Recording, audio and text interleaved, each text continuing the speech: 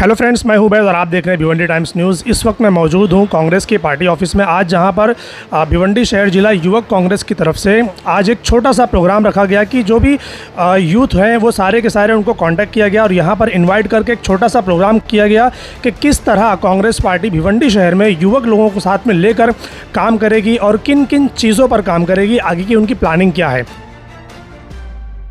युवा लोगों को मैं आज ललकार रही हूँ। मैं तो 60 साल की होने जा रही हूँ 2 साल बाद। तो मैं आप लोगों से बोल रही हूँ, हम लोग तो अभी युवा नहीं रह गए, आप लोग युवा हो और बराए मेहरबानी अगर अपने बच्चों का फ्यूचर चाहते हो तो किसी की टांग खींचो मत, किसी को बुरा बोलो मत, किसी की मजाक मत बनाओ। अपने अंदर क्या कमी है उसको ढूंढो और इस देश को बचाओ। अगर हम इस देश को बचाएंगे तो समझ लेना कि हम इस भारत माता की औलाद है, वरना हम नहीं है, हम बिल्कुल नहीं है इस देश के। हम गद्दारों में से कहलाएंगे। अगर 24 में अगर राहुल गांधी को जरा भी खतरा हो गया तो मैं समझूंगी, मुझे कसम खुदा की मैं बोल रही हूँ, हम सब चूड़ी पहन लेना चाहिए।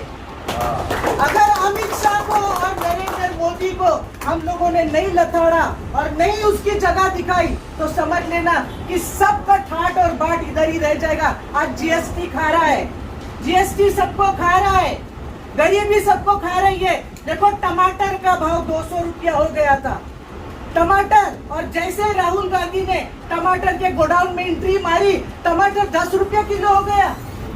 ये कैसी, ये कौन सी राजनीति है?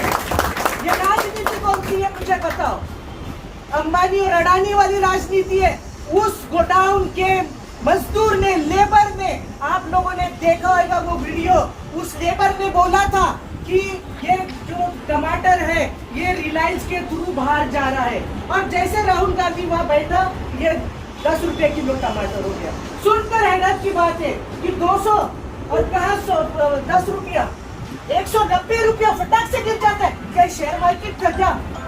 ये 5 राज्यों में अब जो इलेक्शन होने जा रहा है, जिसके जहाँ जो भी तालुकात के लोग हैं, बराए मेहरबानी वहाँ फोन करो, लोगों को कांटेक्ट करो और कांग्रेस को वोट देने की विनती करो, रिक्वेस्ट करो, हाथ जोड़ो। अगर वो नहीं मानता है तो उसके पैर पड़ो, उसकी टुंडी में हाथ डालो, उसको समझाओ, उसको अपनी माँ का वास्ता दो। आपने मणिपुर में देख लिया, हिजाब तो दूर की बात, कपड़े उतार दिए औरतों के।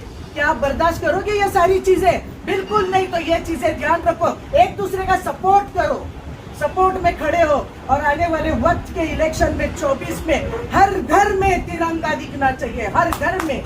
मोदी कहीं नहीं दिखना चाहिए। मोदी को भगाओ यहाँ से, उसको एकदम खत्म कर दो। उस तड़ी पार को उसने हमारा गृह मंत्री, राज्य मंत्री बना के रखा है, उसके हाथ में डिफेंस दे दिया है। तो सोचो किस तरीके का कानून है वो, अंधा कानून है, अंधा कानून। अपने माँ बहनों के, बच्चों की अगर इज्जत चाहते हो तो कांग्रेस को वोट देने के लिए काम कर दो और सबकी मदद करो। सर, आप बताइए कि आज यहाँ पर किस तरह का प्रोग्राम रखा गया था और उसका क्या मकसद था? महाराष्ट्र प्रदेश यूथ कांग्रेस के सभी जिलों में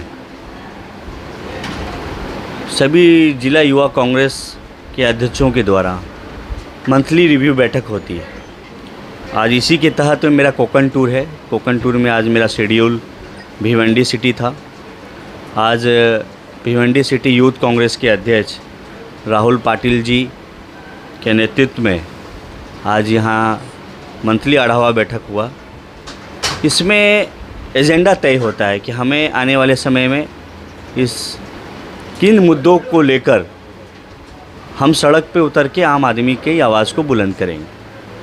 और कौन से मुद्दे शामिल हैं इसके अंदर? जैसा कि आप देखेंगे कि भिवंडी में सबसे बड़ा जो मेजर इशू है वो टोरेंट कंपनी को लेकर एक नारा भी है यहाँ पे, टोरेंट हटाओ भिवंडी बचाओ। जिस तरह से गरीब परिवार को लूट रहा है ये सरकार, किस तरह से ये कंपनी, किसकी मीटर रीडिंग कितनी हाई है।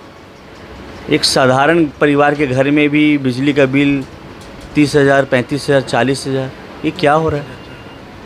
इससे ज़्यादा भी बिल कभी कभी गलत रीडिंग हो जाता है और गलत माध्यम से उनके ऊपर केसेस भी हो रहे हैं। तो यूथ कांग्रेस का हमेशा काम आम आदमी का सिपाही, आम आदमी के मुद्दों को लेकर उनकी लड़ाई लड़ना। और राहुल पाटिल जी और इनकी पूरी team youth Congress, Bhiwandi city youth Congress, चाहे उपाध्यक्ष आमिर फारूकी जी हों, चाहे हमारे सेक्रेटरी यहाँ पे हिसामुद्दीन जी हो या हेगड़े साहब हो, पूरी टीम एकजुट होकर, एक टीम बनकर लोगों की लड़ाई लड़ रहे हैं। तो यूथ कांग्रेस जो आप ये वर्ड बोल रहे हैं, तो यूथ कांग्रेस मिलकर कहीं ना कहीं कांग्रेस को आगे बढ़ाने का काम कर रही है। कांग्रेस यूथ को आगे बढ़ाने का क्या काम कर रही है? कांग्रेस पार्टी और जो बैकबोन होता है वो यूथ कांग्रेस होता है, और हम सबके नेता राहुल गांधी जी, हम सब की जिम्मेवारी बनती है कि इस 2024 लोकसभा चुनाव महाराष्ट्र में 48 लोकसभा सीट कांग्रेस के खाते में 20+ सीट होगा, या जो भी हमारे इंडिया गठबंधन में शेयरिंग होगा।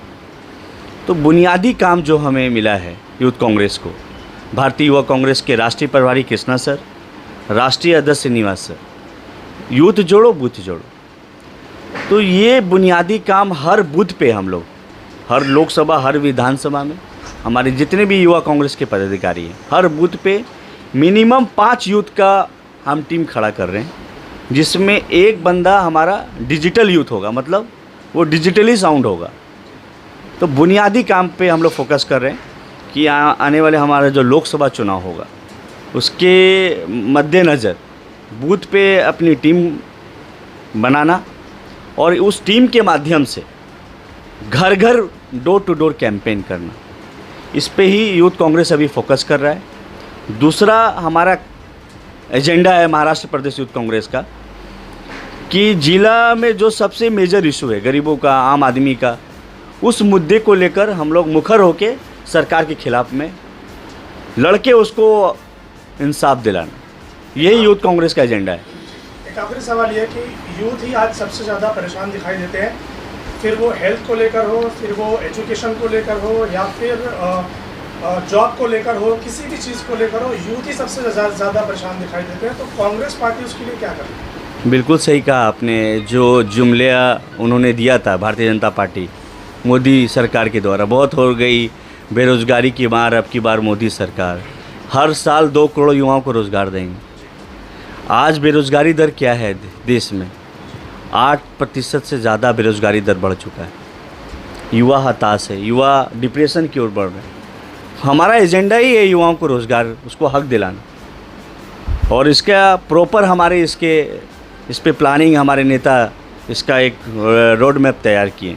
और जैसे देखेंगे हमारी जो सरकार हुई, या छत्तीसगढ़ में था, या मध्य प्रदेश में था, या राजस्थान में भी हम लोग, या हमारे कर्नाटका में भी जो सरकार बना, हम लोग डिप्लोमा होल्डर्स को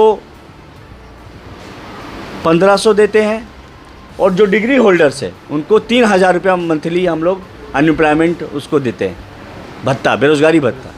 तो कांग्रेस पार्टी हमेशा दृढ़ संकल्प है युवाओं के लिए, युवा को ज़्यादा से ज़्यादा रोज़गार मिले, और रोज़गार जब तक हम नहीं मुहैया कर पाते तो उनको बेरोज़गारी भत्ता देने का काम सिर्फ कांग्रेस पार्टी ही कर सकती है, और राहुल गांधी कर सकते हैं।